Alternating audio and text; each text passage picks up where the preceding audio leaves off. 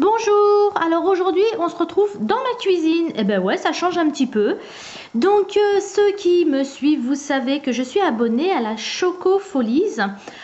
Pour ceux qui ne le savent pas, c'est une boîte avec un abonnement mensuel qu'on reçoit tous les mois pour la somme de 19,90 et cette box mensuelle est sur le thème du chocolat, donc on reçoit plein de choses avec évidemment du chocolat, donc des tablettes, enfin plein de petits trucs.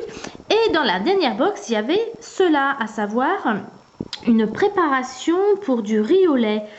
Et ben je me suis dit que ce serait plutôt sympa de se filmer ça et puis de vous dire ce que j'en pense, si c'était simple à faire ou pas. Donc c'est de la marque K-Sud, je connais pas du tout. Et ben on va voir ça, si c'est simple à préparer et surtout si c'est bon. Bon alors j'ai lu un peu la préparation, c'est vraiment très simple. Par contre moi je vais l'adapter et je vais vous dire pourquoi. Alors premier truc à faire, verser la totalité du contenu de la petite bouteille en verre dans une casserole. Alors ensuite il faut couper la vanille en deux dans le sens de la longueur. Alors ensuite il faut ajouter du lait. Alors j'ai oublié d'acheter du lait frais. C'est un peu dommage quand même, mais bon, tant pis, hein, on fait avec ce qu'on a. Donc il faut ajouter 75 centilitres de lait froid. Donc voilà, tout est dans ma casserole. J'ai un petit peu remué. Et ils nous disent laisser porter plutôt à ébullition, puis baisser le feu au minimum. Donc voilà, ça a porté à ébullition, donc j'ai immédiatement baissé le feu, autrement le lait allait passer par-dessus bord. Donc maintenant ils nous disent qu'il faut laisser mijoter pendant 40 minutes en remuant très fréquemment. Alors je sais pas vous, mais moi j'ai autre chose à faire pendant 40 minutes que de remuer ça. Donc plutôt que de faire de cette façon là, j'ai décidé d'utiliser un appareil que j'ai à la maison qui travaille tout seul. Donc j'ai vidé le contenu de ma casserole dans mon Thermomix, par là, à l'intérieur. J'ai programmé 40 minutes sur le 37 degrés, c'est le plus bas en température que j'ai. Et j'ai mis sur mijoter et puis maintenant je vais attendre 40 minutes. A tout de suite. Voilà, c'est terminé. Voyons voir ce que ça donne à l'intérieur. Donc voilà ce que ça donne. Il y avait une petite peau dessus que je vais peut-être retirer ou pas. Enfin bref.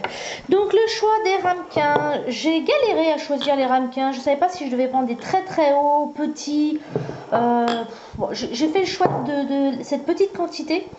Tout simplement parce qu'on n'est pas super fan de riz au lait. Donc je pense que la quantité ça va suffire.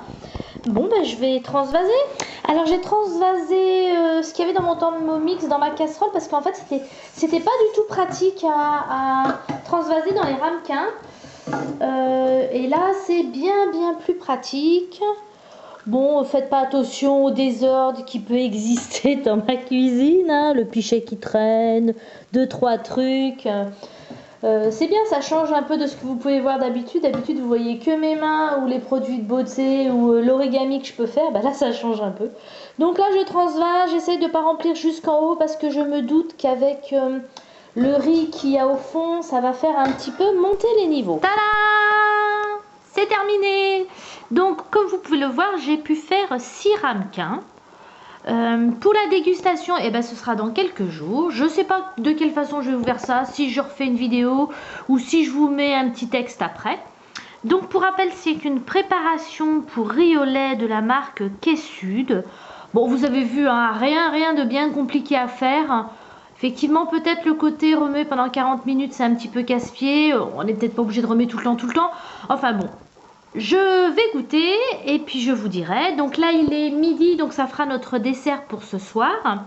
Sachant qu'aujourd'hui c'est la fête des mères. Donc un dessert de fait, super. Alors moi je n'ai pas la chance d'être maman. Par contre j'ai la chance que mon compagnon est un charmant petit garçon que j'élève depuis qu'il est tout petit. Donc il y a plein d'amour entre nous. Donc c'est pas ma fête aujourd'hui, mais j'avais envie quand même de faire un petit dessert pour ce jour spécial. Alors on est toujours dimanche, c'est toujours le jour de la fête des mères et il est 19 h. Donc j'ai fait mes desserts à midi, donc à 19 h il devrait être figé. Et c'est pas du tout, mais alors pas du tout figé. Donc on peut dire que c'est complètement raté. Alors, par habitude, je sais que quand ça fiche pas, c'est parce que ça n'a pas assez cuit assez longtemps. Donc moi, j'ai respecté complètement les conditions indiquées au dos du sachet. Bon, je vais pas essayer de trouver des excuses bidons, c'est raté, c'est pas très grave. Enfin, c'est toujours un peu agaçant de prendre du temps pour faire quelque chose et que c'est raté. Mais ça, c'est pas très grave, en cuisine, ça arrive. Le petit truc quand même, c'est que je suis pas non plus une complète débutante en cuisine.